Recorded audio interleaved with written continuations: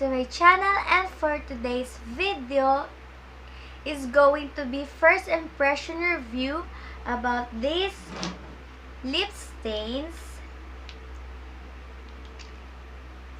So if you wanna know my thoughts about these products, please keep on watching. Guys, itong product na ito ay itong G21 Super Powder Matte Water Stain. So, by the way guys, nabili ko sila sa Shopee for only 22 pesos. So, kaya ko to binili dahil na-curious ako dahil sobrang sikat nila or sobrang sikat ngayon ng mga powder mattes na water stains. Kaya, gagawa natin siya ng review ngayon. And actually guys, ay nagawan ko na siya ng video kanina, kaso lang umulit ako, besh. Nawala yung sound dahil hindi po gumana yung lapel ko, nakakainis. Ayan po, nakaswatch na po sila dito. And hindi ko na sila isuswatch guys. Papakita ko, ito na lang, tuturo ko na lang sa inyo kung saan sila, kung ano shade sila. So, first shade na swinatch ko ay itong Sophia. Ayan siya, bes. Hindi siya nagpo-focus. Sorry, guys. So, ito po yung Sophia. And, apply natin siya sa lips.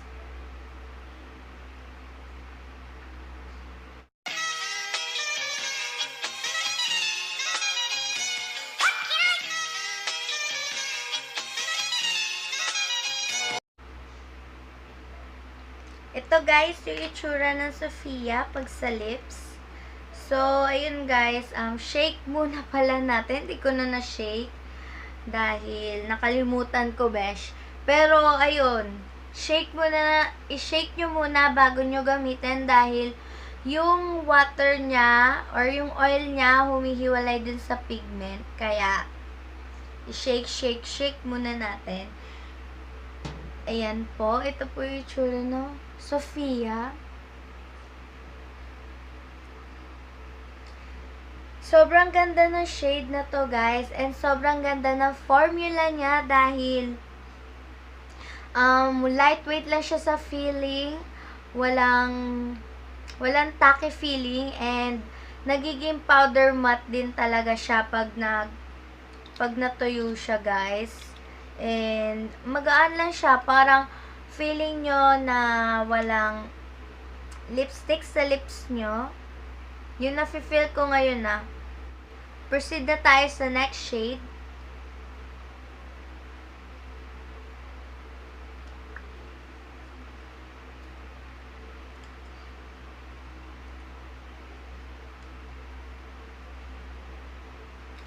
Next shade guys ay itong 𝐕𝐈𝐈𝖔𝐸. Ayan. Ito siya. Darkest. Second darkest ata siya guys. And apply natin siya sa lips.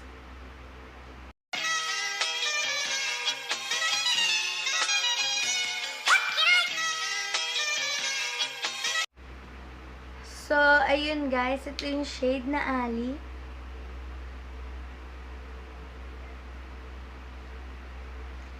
So, ayun, wait lang.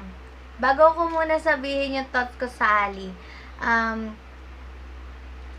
madali lang pala siya tanggalin, guys. Ordinaryong wet wipes lang tong gamit ko. And natatanggal na siya agad. And, hindi siya transfer proof. Ayan. Kasi nag-transfer siya, as you can see. And, ayan, proceed na tayo sa thoughts ko sa 𝐕𝐈𝐈. So, ayun guys, kanina, sobrang nahihirapan akong i-apply ito dahil natuyo agad siya nung pagka-apply ko. At sabi ko kanina na pangit yung formula niya. And ngayon nga guys, ay second try ko na to dahil umulit ako. Besh. So, ayun. And, ang ganda niya na. Bakit Siguro dahil gumamit ako nitong lip balm bago ko in-apply tong 𝐂𝐈 na shade. So, siguro guys, kailangan yung mag-apply muna ng lip balm bago nyo gamitin tong si 𝐂𝐈 na shade dahil kung hindi ay mahirap siyang i-apply. Matutuyo agad siya sa lips nyo and mahirap na siya i-blend besh. So, proceed na tayo sa next lipstick. Ayan guys, ang dali lang niyang tanggalin.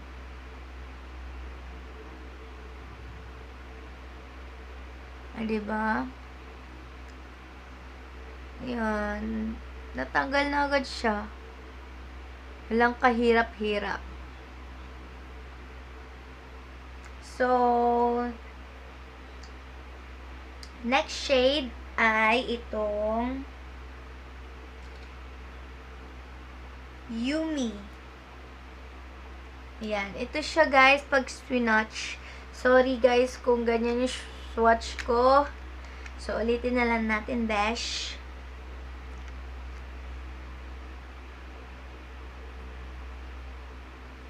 So, ayan po siya. Ayan po yung shade niya. And, maglagay tayo ng lip balm para hindi tayo mahirapan pag in-apply. So, ganun na lang siguro guys yung technique.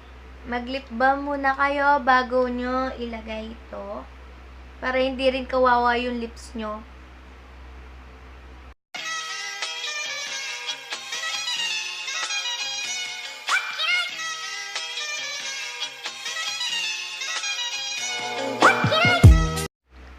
So, yun guys. This is the shade Yummy.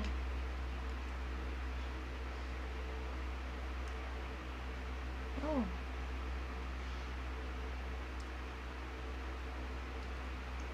Ang ganda din itong shade na to.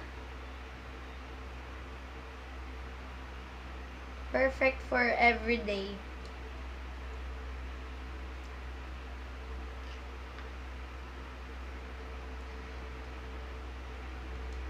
So, yun, parehas lang din siya ng formula ng kay Sophia dahil hindi siya masyadong drying i-apply. So, ayun guys, wala nga pala siyang tacky feeling and nagiging matte talaga siya. Next shade ay itong si Christine. Yan, ito po siya guys pag sa swatch and i-apply natin sa lips.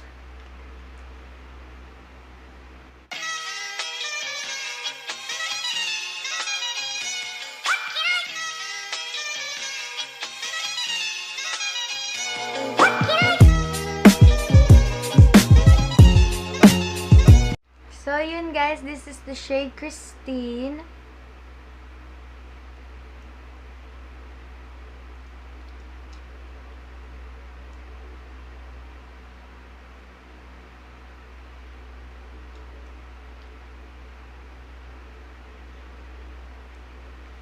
So, ayun, wala din problema kay Christine sa formula niya, guys. Parehas lang siya ng Sophia and Yummy. So, next na lip shade. So, next na shade, guys, ay itong Jam. Ayan, siya na yung pinaka-darkest. Ayan siya. And, apply na natin sa lips. Ayan guys, so, ito yung sinasabi ko sa inyo pag hindi kayo nag-apply ng lip balm at, ayun, natutuyo agad siya. Pati yung roller niya natutuyo. Ayan, hindi na siya ma-blend.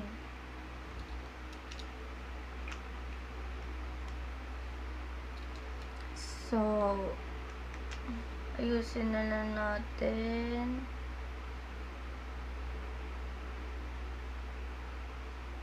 hirap niya. Here. Ulitin natin.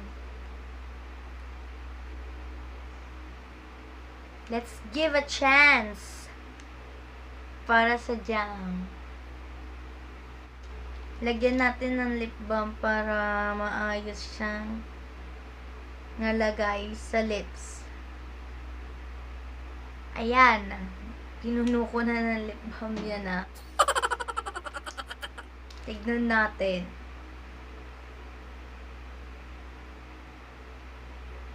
Ayan. Mas umayos na siya.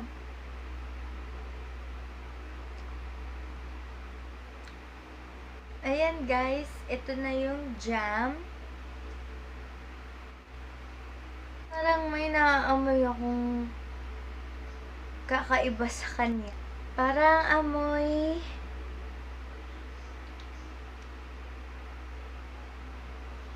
pag naka-apply na siya, parang amoy chemical yung amoy niya. Pero yung sa 4 shades, parang walang amoy. Walang mga amoy yung mga 4 shades. And ito lang yung meron pag nasa lips na. And ayan guys, umayos naman yung jam dahil hindi na siya mahirap i-apply nung nilagyan ko ng lip balm. So, ganun na lang gawin nyo guys pag mag-a-apply kayo ng jam para hindi agad siya matuyo. So, yun guys, ang final verdict na tayo. So, I love the idea na water stain siya but it turns into powder matte. So, ayun, gustong-gusto ko yung idea na yon. And, gusto ko rin yung mga shade range niya dahil sobrang gaganda niya. Sobrang gaganda nila. And, lalong-lalo na yung Sophia and yung Yumi. Sobrang nagustuhan ko yung shade na itong dalawang to. And, yun yung mga good side na napansin ko. And, yung mga bad side naman na napansin ko guys is yung may dalawang naiiba sa kanila. Yung jam at yung ali. Ayan. Silang dalawa. Naiiba sila sa formula dahil pag hindi nyo nilagyan ng lip balm yung lips nyo, sobrang hirap nilang i-apply at hindi agad sila nag-glide sa lips nyo dahil nagda-dry agad siya.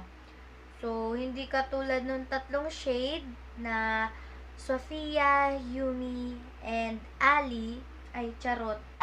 Yung Christine Palabes. Yun yung madaling i-glide sa lips. And mabiblend nyo pa sila na maayos. And yung may napansin din akong bad side nila ay yung packaging nila hindi ko gusto dahil nasa roller tint yung packaging. Yan, roller ball. Ayan, hindi ko gusto dahil pag ina-apply nyo sila ay mahirap dahil lumalagpas siya dito. Kailangan mo pang punasan best para lang matanggal yung mga dumi-dumi dito, kalat-kalat dyan sa gilid. And, may napansin pa pala akong good side sa kanila. Magaan siya sa feeling. Wala siyang tacky feeling. And, ayun lang. Yun lang guys ang napansin ko sa kanila. And, thank you for watching. See you on the next video. Bye-bye! So, nga pala guys, i-rate ko sila from 1 to 5. 5 being the highest and 1 being the lowest. So, i-rate ko sila ng 3.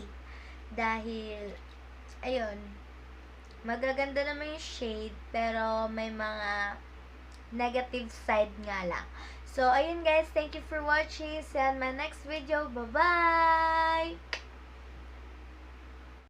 Thank you for clicking this video and don't forget to subscribe on my channel and give it a thumbs up if you like this video.